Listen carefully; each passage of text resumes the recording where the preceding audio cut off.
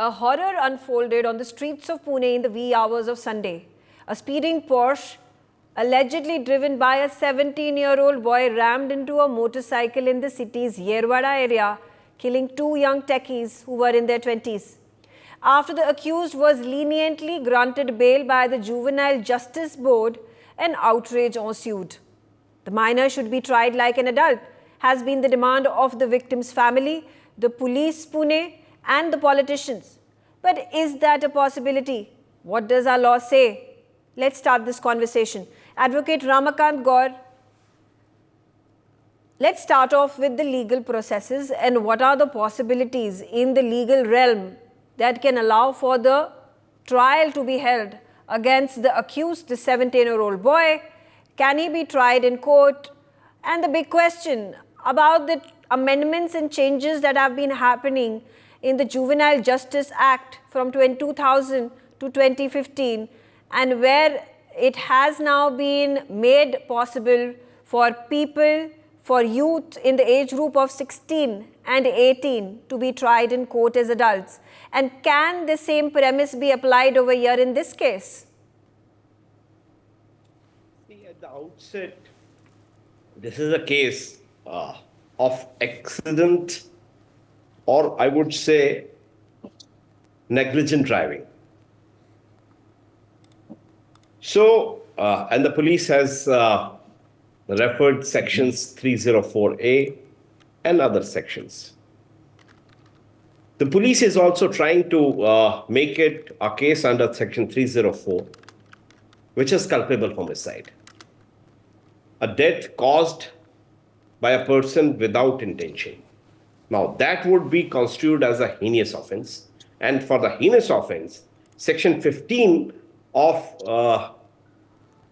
the concerned act says that a board would examine and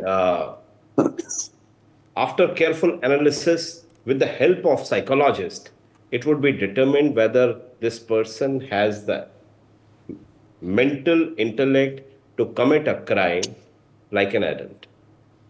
So there are various impediments in the way. Right. It's not a clear-cut case where he should be prosecuted as adult. Yeah, but the same question was asked repeatedly when the Nirbhaya rape and murder happened.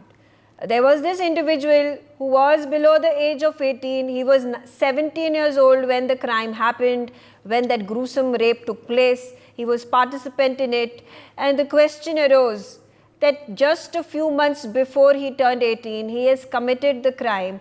Where is the question of his juvenility? Where is the question of his innocence, of not having lack of judgment, of not having a conscience? Megha, that's the only reason why this amendment was brought into.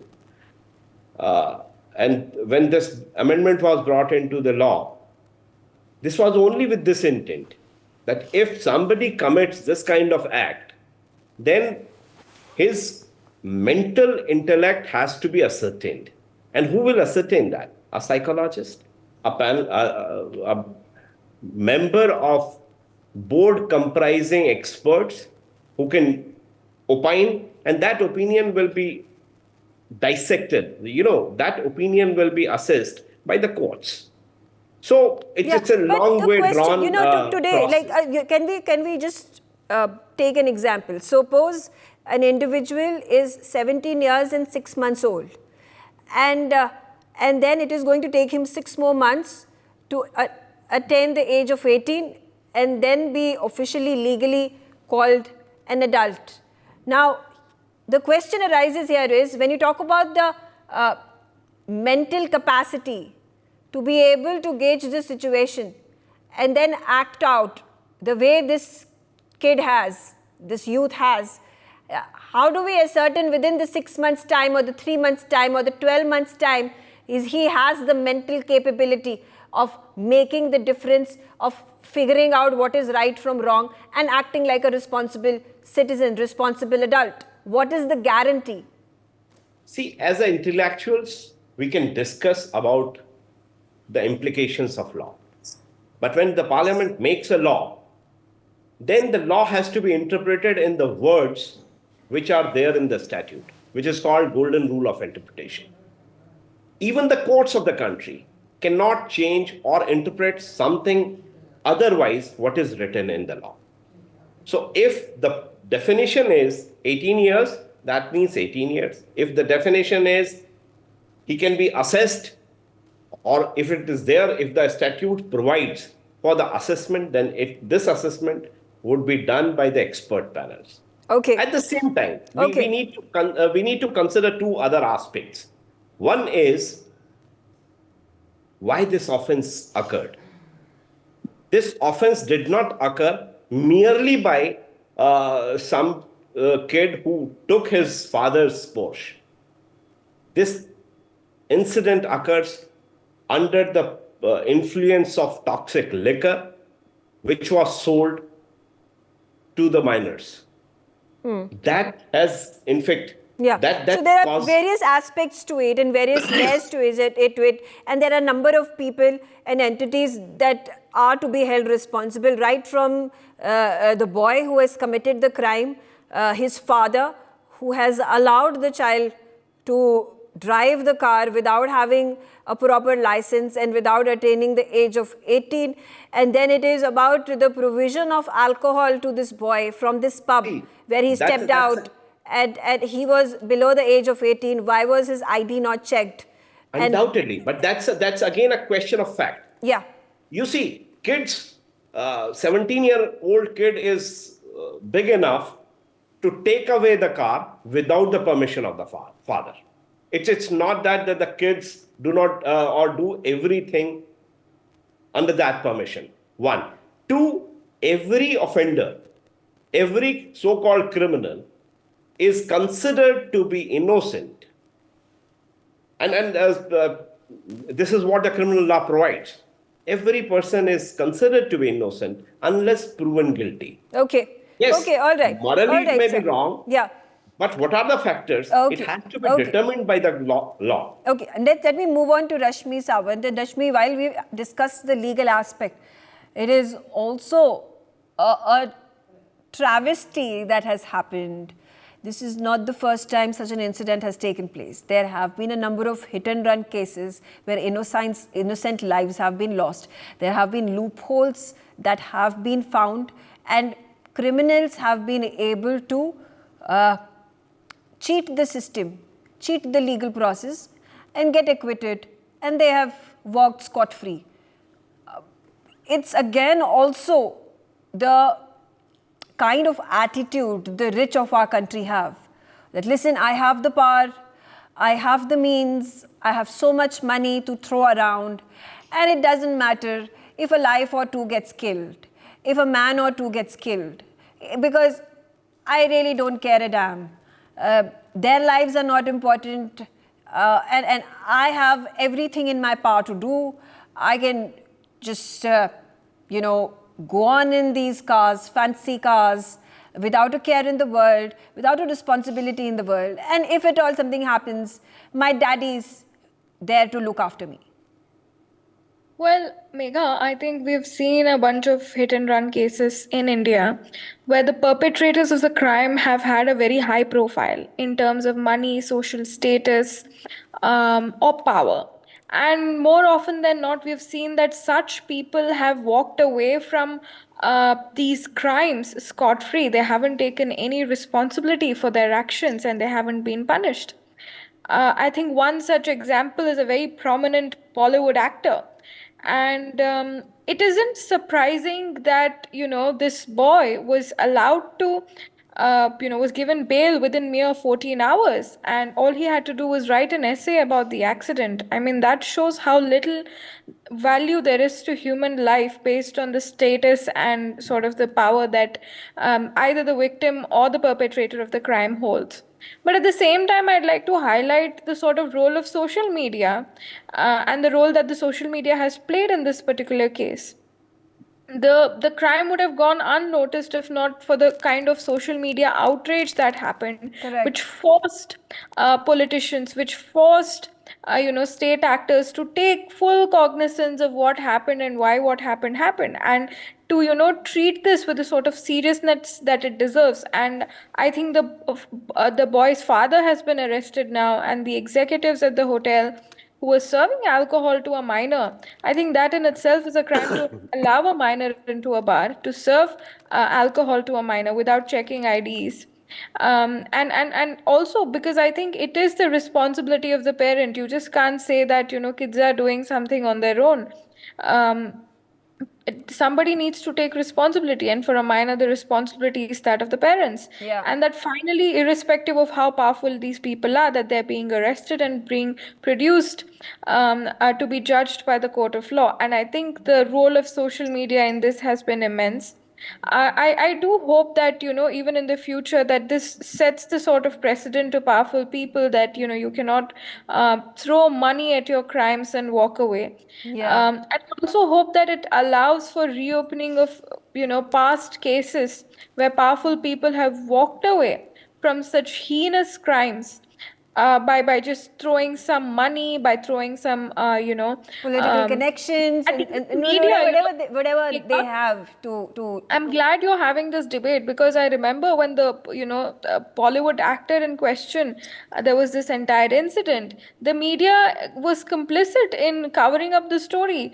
The car crash, and the Bollywood actor was replaced by a driver, and then it was a driverless car, and then the car was replaced by a truck. So much misinformation was spread, and the media was made complicit with a little money to kind of hush up the entire story. And today we also have the media asking the right questions, and I think this is important. And the fourth pillar of democracy today with media and social media is actually bringing back the much needed justice, and is making sure that the rich and powerful do not sort of remain elusive Yeah. and abscond Yeah, the absolutely. To the point that was raised by Advocate Ramakant Gaur, that the children can't be controlled 24/7 by the parents. And Rashmi, you raised a very important point, that it becomes the responsibility of the family, of the parents, to raise their kids right. So the question now is, why is it that I, at the age of 16 or 17, did not take out my car without the permission of my parents? It's because what was instilled in me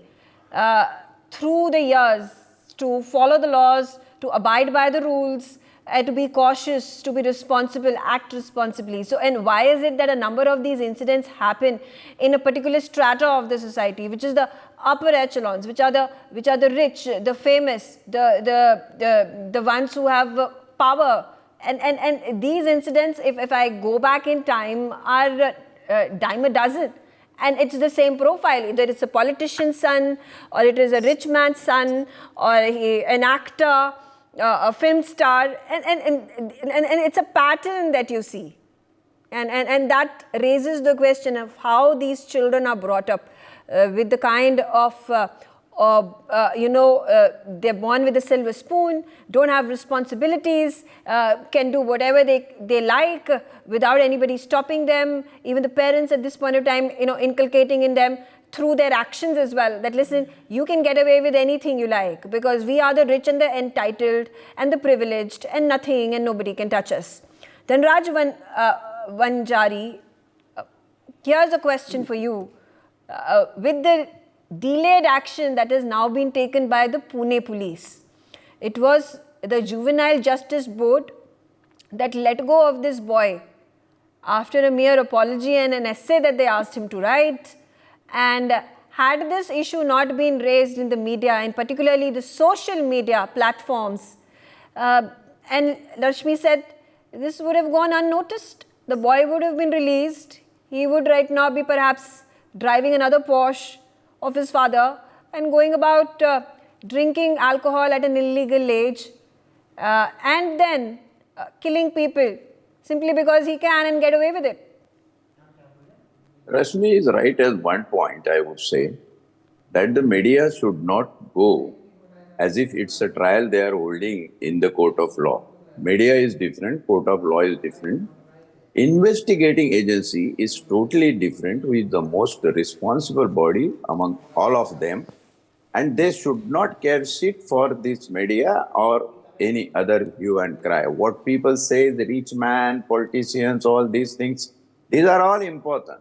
I am one of the officers who was associated with the hit and run of Salman Khan case, I am telling you. We had gone to the extent examining him histopathologically so that the matter can be detected even if he was alcoholic.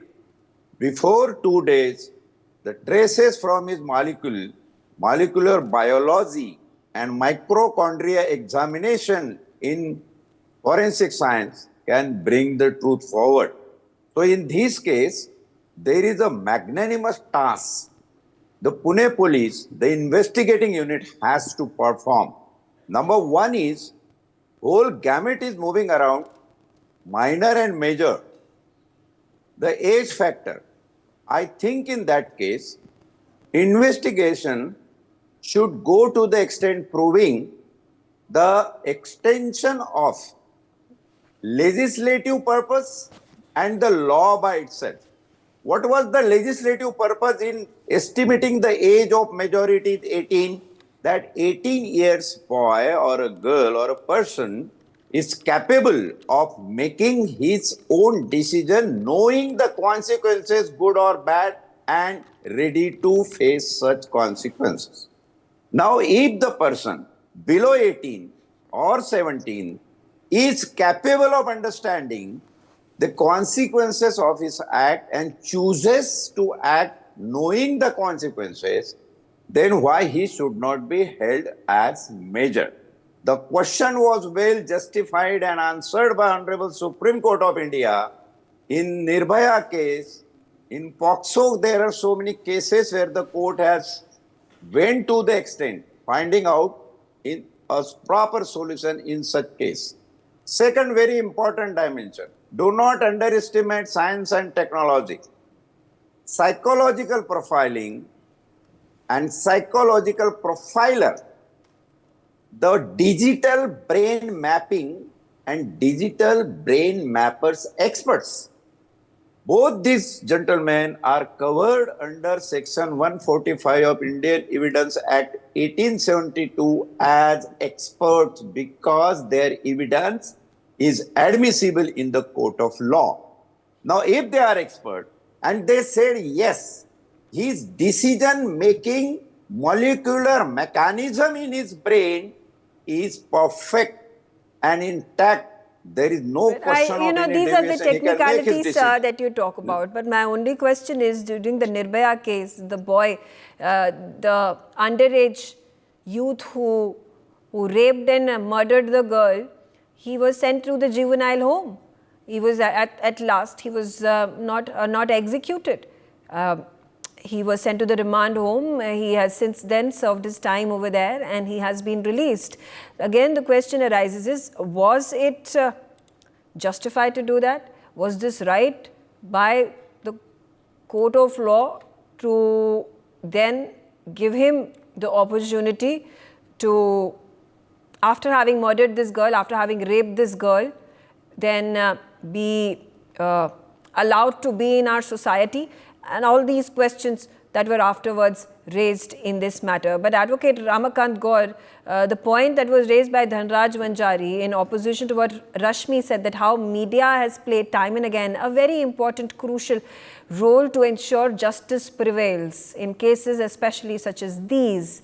And talking on the other side about trial by media, and do you think media sometimes gets a lot of harsh criticism, especially when the intention is right, especially if such a case was not brought up in the media in the first place? As Rashmi said, it would have been brushed under the carpet.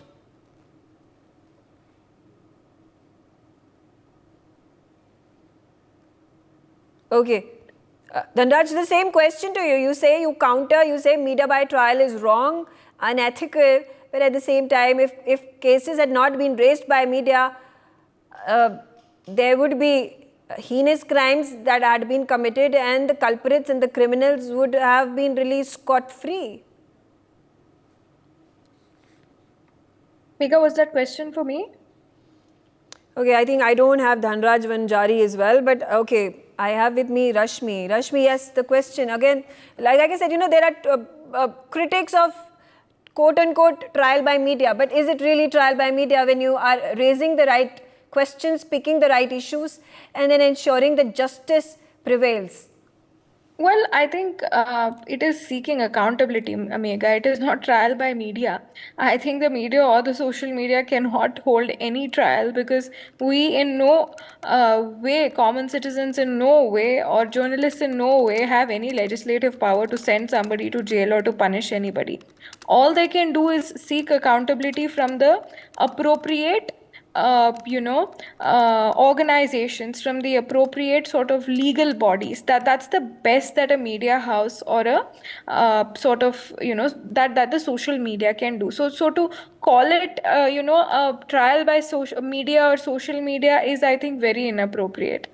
And we've seen that the Indian courts have never been faltered by the opinions of the media or the social media. All it's done is that it's sped up the process, it's sped up execution, it's sped up prosecution. That's all it's done. And I think if it is seeking a sort of timeline on justice, then why not? I think it's only probable, it's only fair that that's done. We know multiple cases where there was even a prosecution, there was a prosecution as well in the Bollywood actor's case, but then all evidence is pointed towards it. But then what happened in the end? The sort of prime sort of person who gave evidence, who was present, who was an eyewitness, he went missing multiple times, and then he ultimately died. And all of this points to the sort of influence that powerful people do exert in order to go scot-free. In that case, if the common society, if people don't seek accountability, then who will? More often than not, the so-called experts, the so-called scientific processes, they've all been known to be manipulated. They've all been known to be sort of twisted in order to serve the interests of the powerful. So I think these questions need to be asked, Megha. These debates ought to be had. The sort of pressure need to be created. And I think it's very sad that in this particular case, reports are coming out, and there's ample evidence now with smartphones having cameras, that the victims' families were actually questioned in a very derogatory manner. The victims' family were asked what was the relationship between the two techies, because one was a male and the other was a female, whilst the accused was being given VIP treatment. And nobody was asking him anything, and the police officers were treating him very well because of who he was, whose son he was, and that he was being made to write an essay. Yeah, and absolutely. It's shameful. It's shameful, and it's unheard of for somebody to be given bail within 14 hours. Even if a common person has been arrested under some sort of suspicion or the other, without proper evidence, even they are held in custody for days before they're even granted bail. There's a proper examination in court whether they need to be granted bail or not. Bail isn't granted within 14 hours. Absolutely. And all those loopholes, of course, the Pune police needs to be, at this point of time, questioned, at this point of time, interrogated, it's got to be pulled up as well. And on top of that, the Juvenile Justice Board that had taken the decision and then acted in such a lenient manner. So was there, at this point of time, influence used? Who was this influence used on, and why did these officials on a position of responsibility were influenced, and how did they get influenced? Was there money exchanged? Were there bribes paid? All these questions and all these information, and after interrogation, will be found out. But I'm happy and thankful that finally our politicians have taken account of this, and they have promised that there is going to be swift and just action taken in this episode. All right, on that note, thank you for joining us on the telecast. For more such videos, subscribe to the NewsX YouTube channel, hit the bell icon.